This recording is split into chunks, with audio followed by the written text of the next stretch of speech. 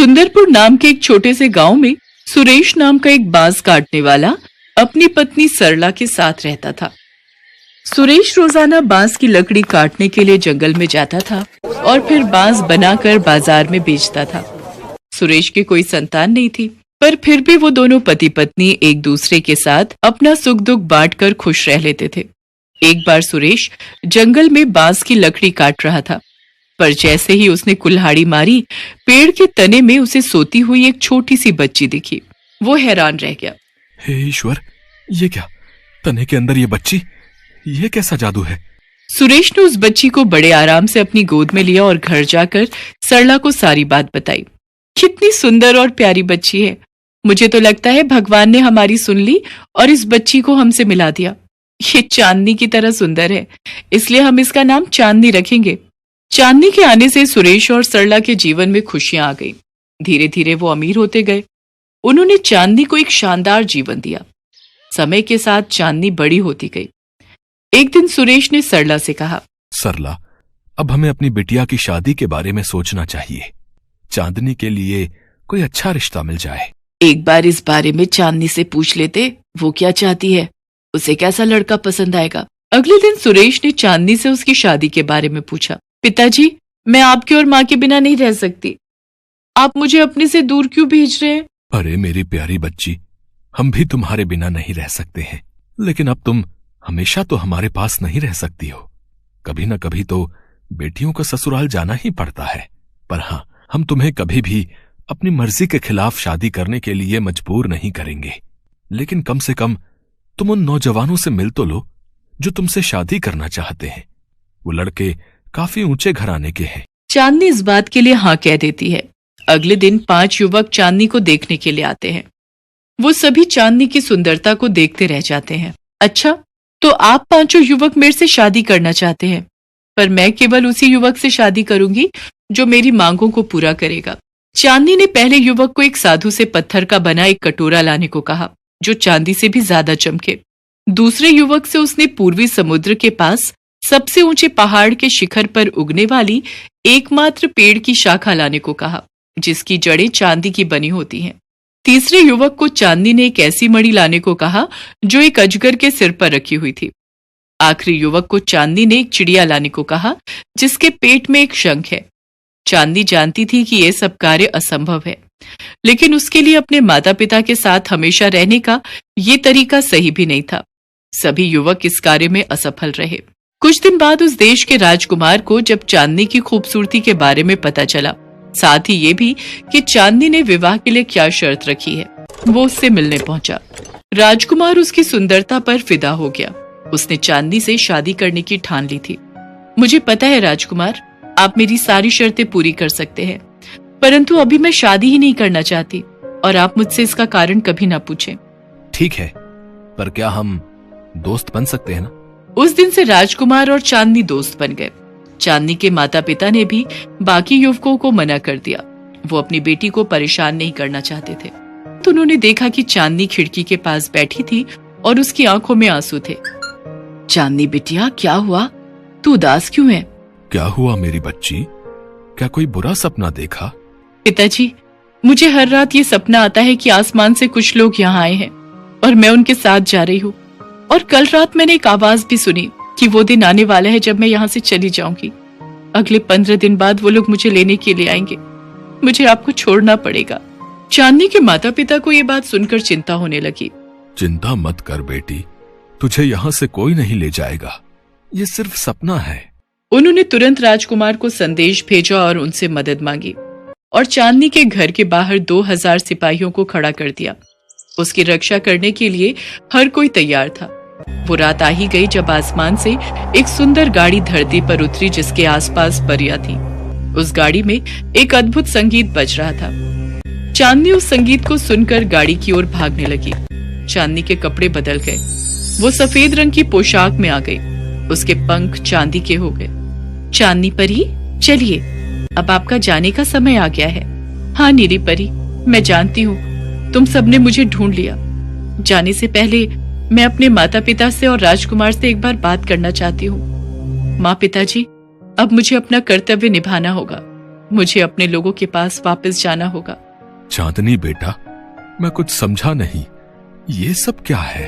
पिताजी, मैं धरती पर भ्रमण करने के लिए आई थी और अपनी सखियों से बिछड़ गई थी, और चलते चलते मैं इतना थक गई कि मैं आराम करने के लिए एक छोटी बच्ची के रूप में बांस के पेड़ के तने में सो गई।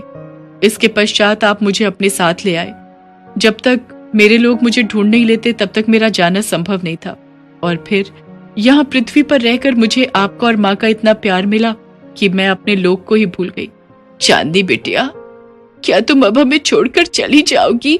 माँ, आप चिंता मत करो, अभी तो मुझे जाना होगा, पर आप मुझे जब भी याद करोगे मैं आपसे मिलने जरूर आऊंगी। और हाँ राजकुमार, आपसे अच्छा दोस्त मुझे कोई मिल ही नहीं सकता, इसलिए मैं और आप हमेशा दोस्त रहेंगे। सबसे मिलकर अलविदा कहकर चांदनी अपने लोग को वापस चली जाती है। राधापुर गांव में शांता और सुमन नाम की सौतेली माँ और बेटी रहा करती थी। शांता सुमन का बिल्कुल ध्यान नहीं रखा करती थी और उसे बेवजह मारा पीटा करती थी। वो अपने पति किशोर के सामने प्यार जताने का नाटक किया करती थी। ले बेटी, कुछ खा ले, दिन पर दिन कमजोर होती जा रही है। शांता, तुम सुमन का कितना ध्यान रखती हो? सुमन अपने पापा को ये सच्चाई नहीं बताती थी और चुपचाप सारे दर्द सहती थी। ऐसे ही कुछ महीने बीते। शांता पेट सी थी। ये बात बहुत खुश होकर वो अपने पति किशोर को बताती है। सुनिए जी, मैं माँ बनने वाली हूँ। सच में? मैं बहुत खुश हूं। तुमने मुझे बहुत बड़ी खुशी दी है।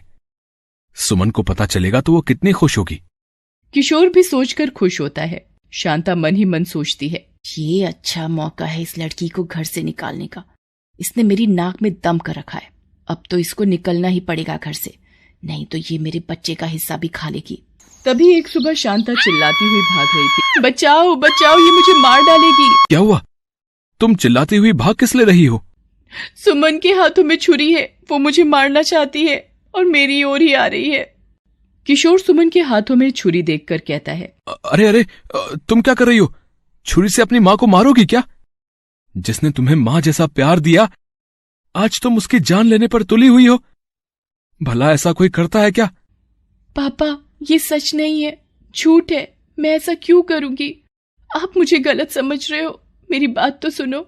उसने रोते हुए सच्चाई बताने की कोशिश की, पर किशोर उसकी एक भी बात सुनने को तैयार नहीं था। उसने कहा, सुमन, तुमने ऐसा क्यों किया? निकल जाओ मेरे घर से बाहर। और सुमन को घर से बाहर निकाल दिया। बेचारी सुमन रोते रोते जंगल की तरफ चल पड़ी और बीच जंगल में पहुंच गई। वहां एक पेड़ के नीचे वो बैठ गई और सोचने लगी, मैंने कोई गलती नहीं की थी, फिर माँ ने ऐसा क्यों किया? वो ऐसा सोचकर रोए जा रही थी। तभी उसे एक शेर की दहाड़ सुनाई दी। वो डर गई और सोचने लगी, बाप रे, इस जंगल में तो मुझे बहुत खतरनाक जानवर मिलेंगे। मुझे इन सब से बचकर रहना होगा। मुझे इस पेड़ पर घर बनाकर रहना चाहिए, वरना ये जंगली जानवर मुझे खा जाएंगे। मैंने आज तक पापा को सच नहीं बताया, पापा को सच पता चलना चाहिए था। ऐसा सोचकर वो जंगल की तरफ चल पड़ी। कुछ बांस की लकड़ियां इकट्ठी करके एक सुंदर घर उस पेड़ पर बना दिया। जब घर बन गया तो उसने सोचा कि वो आराम से रह सकती है। जंगल में सेब फल लाकर खा लेती और पास की नदी में नहा लेती थी। एक बार रोते हुए सुमन ने सोचा, माँ देखो ना, पापा ने सच्चाई जानने की कोशिश ही नहीं की। भला मैं झूठ क्यों बोलती? सौतेली माँ की बातों में आकर मुझे घर से निकाल दिया। आप ही बताओ माँ, ये कितना सही है? अगर आप होती तो मुझे ये दिन ना देखना पड़ता। सुमन रोने लगी, पर उसे पापा की याद आ रही थी। वो पापा के पास जाना चाहती थी, पर डर के मारे जा नहीं सकती थी। एक दिन फल चुग रही थी, तभी वहां एक औरत आई और जोर जोर से रोते हुए कह रही थी, क्यों भगवान मुझे जिंदा रखा? किसी जानवर के हाथों मुझे मरवा देते तो अच्छा था। और वो रोना शुरू कर देती है। ये सुनकर सुमन उसके पास जाती है। दादी माँ, आप कौन हो और क्यों रोए जा रही हो? बेटा, मैंने अपने बेटे की शादी करवाई थी। बहू अच्छी नहीं है, मुझे बहुत सताती है। मेरी वजह से उन दोनों में झगड़े होते हैं। मेरी दिक्कत के कारण मुझे घर से निकाल दिया। अब कहाँ जाऊंगी मैं? वो रो रो कर अपनी पीड़ा बता रही थी। यहाँ जंगली जानवरों का एक वक्त का भोजन बन सकूं, ऐसा सोचकर मैं यहाँ आई हूँ। और वो रोने लगी। सुमन उसकी बातें सुनकर बहुत दुखी हुई और उसे अपने घर ले आई। सुमन का बांस का घर देखकर बूढ़ी औरत आश्चर्यचकित हो गई और बोली, बेटा, तुम यहाँ अकेली रहती हो? तुम्हारे माता पिता कहाँ हैं? तुम्हारे साथ कोई नहीं रहता? मेरी माँ का देहांत हो गया है। मेरे पिता ने दूसरी शादी कर ली, पर सौतेली माँ मुझे पसंद नहीं करती। उन्होंने मुझे सब्जी काटने के लिए छुरी पकड़ाई। छुरी देकर सब्जियां नहीं दी और मुझ पर आरोप लगा दिया कि मैं उन्हें मारना चाहती हूँ और पिताजी से शिकायत कर दी। पिताजी ने गुस्से में आकर मुझे डांट कर घर से निकाल दिया। इसमें मेरी कोई गलती नहीं थी। ये कहकर सुमन रोने लगी तो बूढ़ी दादी ने उसे चुप कराया और कहा, देखो बेटा, पिछले जन्म का नाता होगा जो हम यूं मिले। अब हम साथ रहेंगे। तब से वो दोनों वहीं रहने लगी। कुछ महीने बाद उन्होंने जंगल में फल तोड़कर बेचना शुरू कर दिया, जिससे वो पैसे कमाने लगी। सुमन जब एक बार फल बेच रही थी तो उसकी सौतेली माँ वहां आ गई। उसने सुमन से कहा, बेटी सुमन, मुझे माफ कर दो। तुझे घर से बाहर करने के बदले मुझे भगवान ने अच्छी सजा दी। क्या हुआ माँ? मेरा पैर फिसल गया था, मैं गिर गई और मैंने अपना बच्चा खो दिया। तुम्हारे पापा बहुत दुखी हुए। मैंने उन्हें सारी सच्चाई बता दी, पर किशोर ने कहा, ये तुमने क्या किया? अनजाने में तुम्हारी बातों में आकर फूल सी बच्ची को मैंने घर से निकाल दिया। पता नहीं वो किस हाल में होगी और कहाँ होगी। और वो मुझ पर चिल्ला रहे थे तो उनको दिल का दौरा पड़ गया। अब वो बस तुझे ही याद करते रहते हैं। घर चल बेटी, मुझे पापा से मिलना है। शांता सुमन को लेकर घर की ओर चल पड़ी। किशोर सुमन को देखकर बहुत खुश हुआ और उससे माफी मांगता है। बेटा, हमें माफ कर दो, हमने तुम्हारे साथ बहुत गलत किया। सुमन कुछ पैसे देकर जंगल की ओर चल पड़ी। किशोर और शांता उसे रोकने की बहुत कोशिश कर रहे थे, पर वो नहीं रुकी। जंगल में जाकर बूढ़ी औरत ने सुमन से पूछा, बेटा, तुम्हारे मम्मी पापा का मन बदल गया था तो तुम वहां क्यों नहीं रुकी? दादी माँ, अभी तो उनका मन बदल गया था, पर बाद में फिर दोबारा मन बदल जाता तो मैं क्या करती? और दूसरी बात, यहाँ तुम भी तो अकेली रहती। तुम अपना सब कुछ छोड़कर आई हो, तो आपको मैं अकेला कैसे छोड़ सकती हूँ? बेटा, तुमने अनजान औरत के लिए इतना सोचा, मैं तुम्हारी शुक्रगुजार हूँ। और दोनों फल बेचकर सुखी सुखी रहने लगी। जंगल में एक दूसरे का सहारा बनी। तभी एक दिन बूढ़ी औरत का बेटा ढूंढते हुए जंगल की ओर आए। माँ, आपकी बहू आपको बहुत याद कर रही है। आपके जाने के बाद वो छत से गिर गई और उसे अपनी गलती का एहसास हो गया। तब से ही आपको बहुत याद कर रही है। तो तू क्या चाहता है बेटा? माँ, आप हमारे साथ घर चलो, हमें आपकी जरूरत है। नहीं नहीं, मैं अब तुम दोनों के बीच नहीं आना चाहती। मैं यहीं पर खुश हूँ और कोई परेशानी नहीं लेना चाहती। तुम घर जाकर बहू की सेवा करो और खुश रहो। पर माँ। नहीं बेटा, अब मैं चाहकर भी घर नहीं आ सकती। मैं तुम्हारा भरे पूरे परिवार को बिखेरना नहीं चाहती। मैं यहीं पर ठीक हूँ। यहाँ अपनी छोटी सी दुनिया है जिसमें मैं खुश हूँ और किसी तरह की कोई टेंशन नहीं लेना चाहती। तुम जाओ बहू के पास, बहू को तुम्हारी जरूरत है।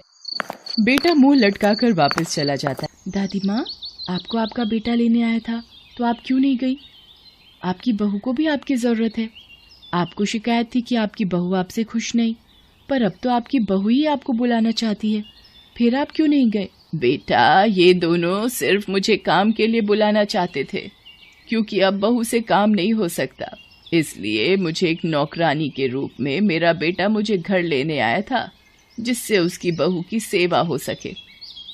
पर मैं नहीं जाना चाहती हूँ, क्योंकि जब मेरी बहू ठीक हो जाएगी तो वो फिर से मुझे लात मार कर भगा देगी और दोबारा मैं ये अपमान नहीं सह सकती। मैं यहाँ पर तुम्हारे साथ खुश हूँ, 2 वक्त की रोटी चैन से खा रही हूँ। और वो सुमन को गले से लगा लेती है। अब सुमन और बूढ़ी औरत सुकून से जीवन यापन करने लगी। फल बेचकर जो भी मिलता सुकून से खाती और खुश रहती थी, अपने परिवार से दूर, अपने बांस के घर में। अब उन्हें किसी की जरूरत नहीं थी। Best buddies. Hello friends, Thanks for watching this video. अगर आपको ये वीडियो पसंद आया है तो प्लीज लाइक, सब्सक्राइब, कमेंट्स करें इस वीडियो पर, और हाँ, शेयर करना भी ना भूलें। और भी मजेदार वीडियो देखने के लिए नीचे दिए गए बेल आइकॉन को दबाएं। देखते रहिए बेस्ट बडीज।